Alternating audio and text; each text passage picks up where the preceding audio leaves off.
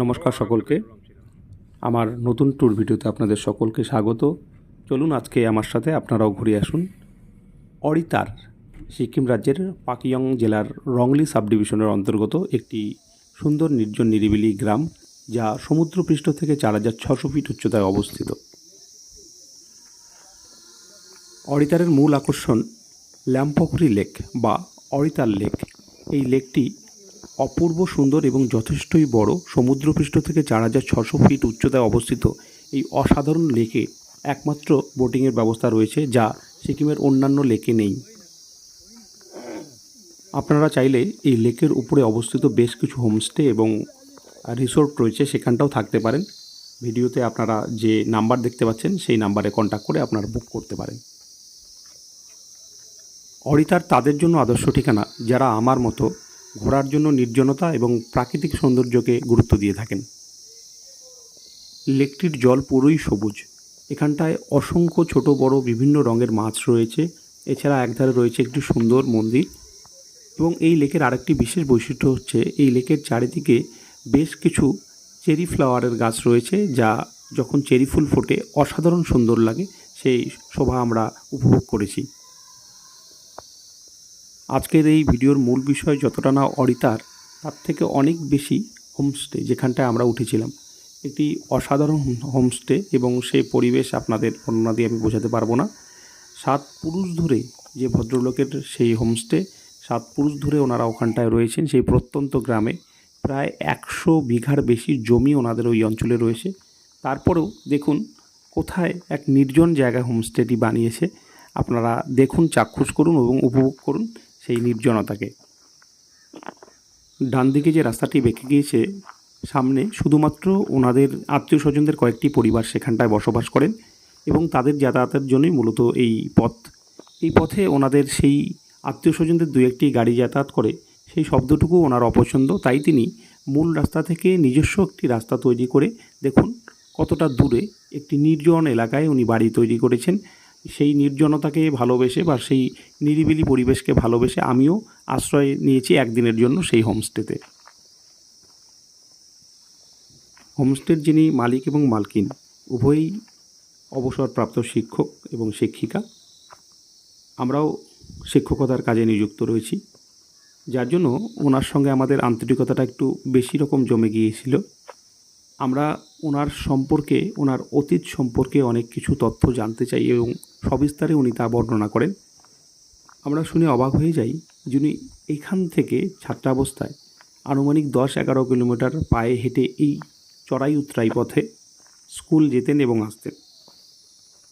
আমরা জানতে চাই ওনাদের আগের প্রজন্ম কী করে এই নির্জন নিরিবিলি এবং বলা যেতে পারে মূল ভূখণ্ড থেকে বিচ্ছিন্ন একটি জায়গায় থেকে চিকিৎসা পরিষেবা বা অন্যান্য যে পরিষেবাগুলো পেত বা প্রয়োজনীয় যে সামগ্রী সেগুলো সংগ্রহ করত। তিনি তার উত্তরে বলেন যে ওনাদের যে বর্তমানে বাড়ি রয়েছে, অর্থাৎ 7 পুরুষের যে বাড়ি রয়েছে, সে বাড়ি থেকে আনুমানিক 14 কিলোমিটার হাঁটবার পর তারপর যে তিব্বত থেকে ভারতের সঙ্গে যে ব্যবসা হতো সিল্ক রুট, সেই সিল্ক রুটে গিয়ে কখনো কখনো 2-4টি গাড়ির সন্ধান মিলত, কখনো কখনো সেটাও মিলত না, এবং সেটা ধরে ওনারা কালিম্পংয়ে যেতেন এবং কালিম্পং থেকে প্রয়োজনীয় জিনিসপত্র সংগ্রহ করতেন এবং সেগুলো নিয়ে বাড়ি ফিরতেন। আমরা ওনার কাছে আরও জানতে পারি অতীতে সিল্ক রুট কেমন ছিল, এই সিল্ক রুট দিয়ে কী ধরনের গাড়ি চলাচল করত, সিল্ক রুটের রক্ষণাবেক্ষণ কীভাবে হতো, ইত্যাদি ইত্যাদি। আমরা ওনার কাছে বাবা হরভজন সিং সম্পর্কেও বা বাবা হরভজন সিংয়ের যে ইতিহাস সেটা সম্পর্কেও বেশ কিছুটা জানি এবং সমৃদ্ধ হই।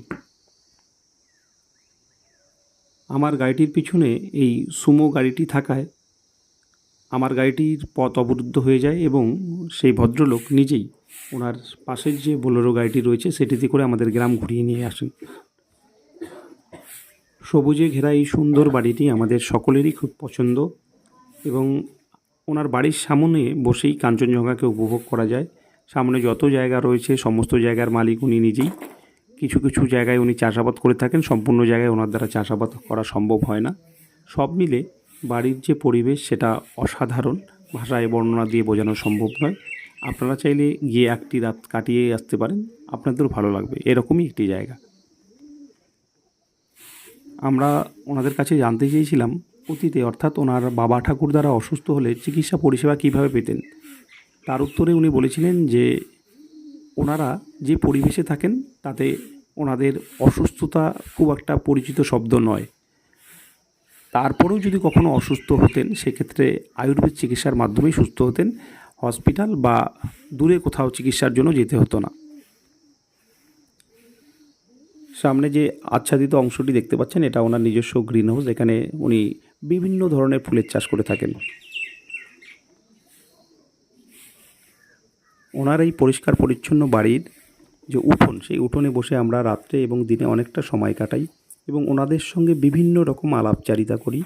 সামনে যে ঘরটি দেখছেন সেটি কিচেন কাম ডাইনিং, সেখানটায় বাড়ির সকল সদস্য এবং আমরা যারা গেস্টরা সকলে একত্রিত হয়ে বসে খাওয়া দাওয়া করি এবং বিভিন্ন রকম গল্প গুজব করি।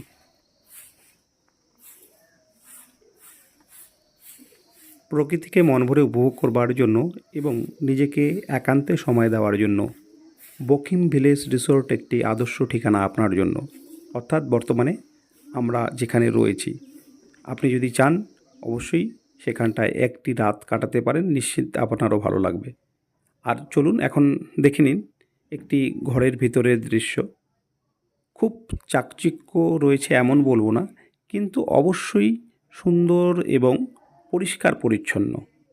এখানে জানলা খুলেই আপনি প্রকৃতিকে উপভোগ করতে পারবেন, সবুজের সমারোহ আপনার চোখে পড়বে এবং আপনি যদি চান যে জানলার কাচ সরিয়ে দেবেন তাহলে শুনতে পারবেন বিভিন্ন রকমের পাখিদের কলতান।